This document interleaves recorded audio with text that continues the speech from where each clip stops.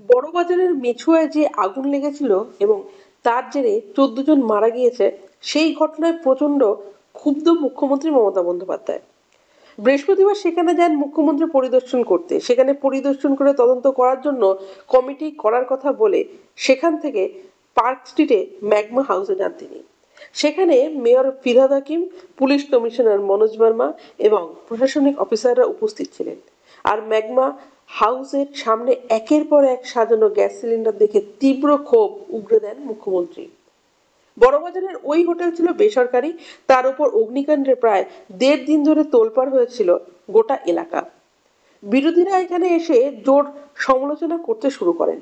বিরোধী দলনেতা এসে সরাসরি মুখ্যমন্ত্রীকে আক্রমণ করেন। তারপর একই পরিস্থিতি দেখতে পান মুখ্যমন্ত্রী পার্ক স্ট্রিটে। সেখানে এক রেস্তোরাঁর সামনে অবস্থা দেখে মুখ্যমন্ত্রীর সাফ নির্দেশ, রেস্তোরাঁর ছাদ বন্ধ করা যাবে না। বৃহস্পতিবার ম্যাগমা হাউসের সামনে এসে মুখ্যমন্ত্রীর বক্তব্য, আগুন লাগলে দমকল কি করবে, ধোঁয়া সামলা দেওয়াই তো মুশকিলের, এত সিলিন্ডার বিস্ফোরণ হলে তো 50,000 লোক মারা যাবে। আমি মেয়র, কলকাতা পুলিশ কমিশনার দমকলকে বলছি এখানে বসে ওদের ডাকবে, জরুরি মিটিং করবে। আমি যেটা বলেছি সেটাই হবে, রেস্তোরাঁর ছাদ বন্ধ করা যাবে না। শহরে ইদানিং অগ্নিকাণ্ডের ঘটনা বেশি ঘটছে।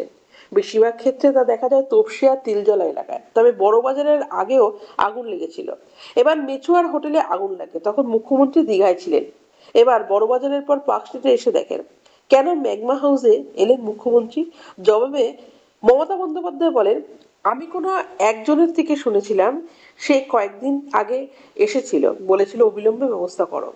একটা ছোট সিঁড়ি, আগুন লাগলে কেউ নামতে পারবে না, লিফট করে লোকে যাতায়াত করে।